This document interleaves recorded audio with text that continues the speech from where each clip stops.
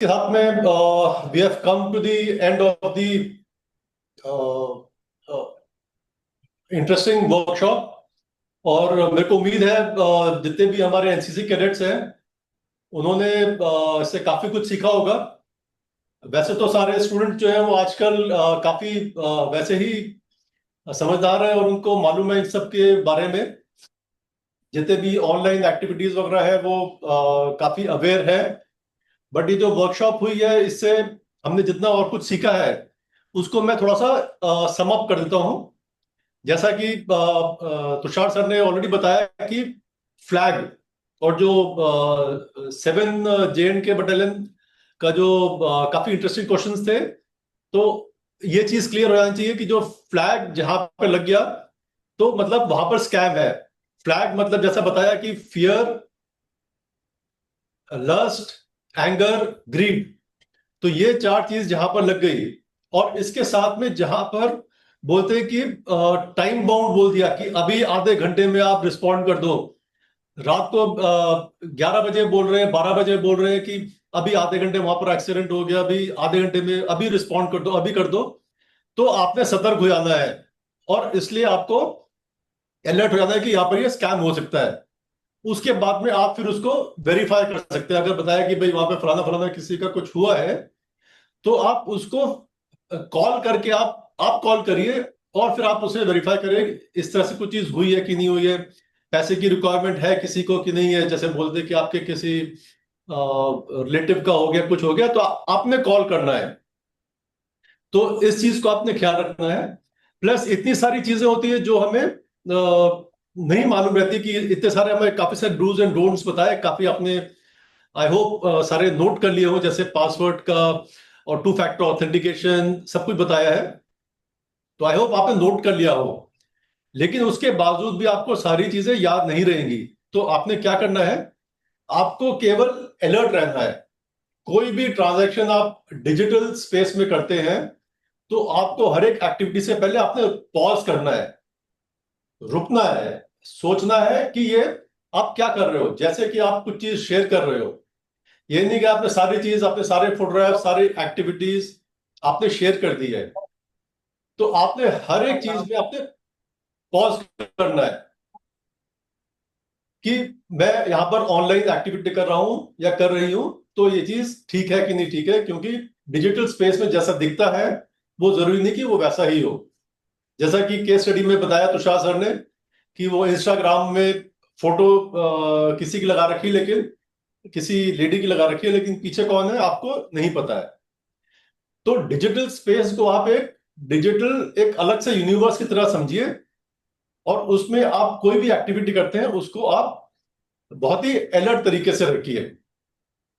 दूसरी चीज जो मैं आपको बताना चाहूंगा कि जो आपका जैसे आपने पासवर्ड का बताया, बहुत अच्छे से बताया, पासवर्ड करा आपने, 2 फैक्टर ऑथेंटिफिकेशन कर दिया, तो इसके बावजूद भी जो है और आपने अपने एप्स को अपडेट करके रख रहे हैं, आपके लैपटॉप्स को आपने ऑपरेटिंग सिस्टम को आपने अपडेट करके रखा है, एंटीवायरस लगा के रखा है, आपने अपनी तरफ से सारे प्रिकॉशन ले ली है।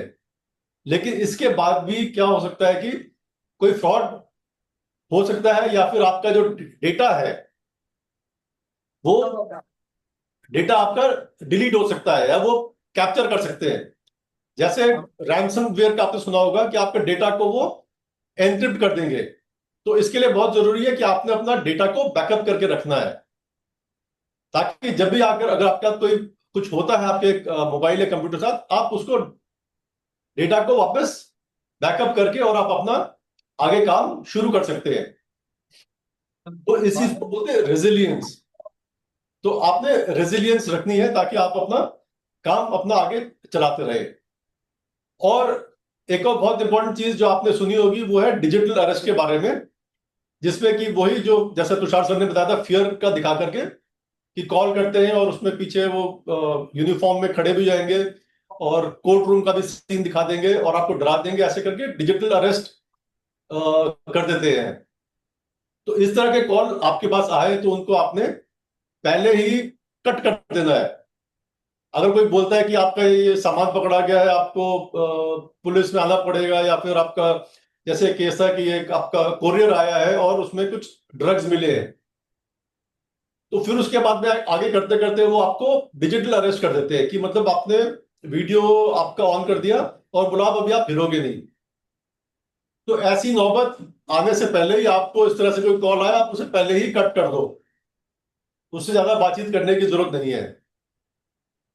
और इस चीज के बारे में आप एनसीसी कैडेट से आपने जैसे बताया तुषार सर ने कि आपने अपने कलीग को बताना है और कम्युनिटी में बताना है, प्लस आपके जो ओल्ड ग्रैंड पेरेंट्स हैं, क्योंकि ये उनको नहीं मालूम रहता इस तरह का कि क्या क्या हो रहा है, तो आपने उनको भी बताना है कि इस तरह से हो रहा है, ताकि वो भी इस तरह से जो अननोन कॉल आते हैं उनको, आप जहां भी शक हो रहा है कि ये फ्रॉड हो रहा है, जहां पे फियर दिखाया जा रहा है, ग्रीड दिखाई जा रही है, उस कॉल को आपने कट कर देता है।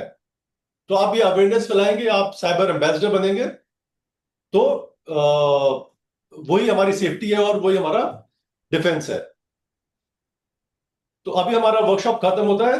मैं चाहूंगा कि आप सबको मैं थैंक यू करूं, आपने इतने अच्छे से पार्टिसिपेट करा और क्वेश्चंस पूछे, और बहुत अच्छा पार्टिसिपेशन, एंथुसियास्टिक पार्टिसिपेशन रहा। और मैं दोनों एनसीसी बटालियन को थैंक यू करूंगा, और दोनों का के जो कमांडिंग ऑफिसर साहब है उनको थैंक यू बोलूंगा, उन्होंने इसको ऑर्गेनाइज कराया।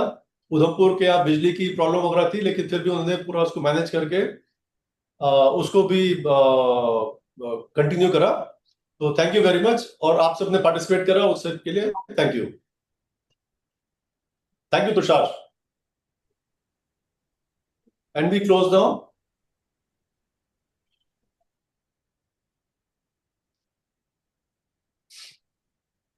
Uncle we can close now, thank you. Okay sir, okay sir. हाँ।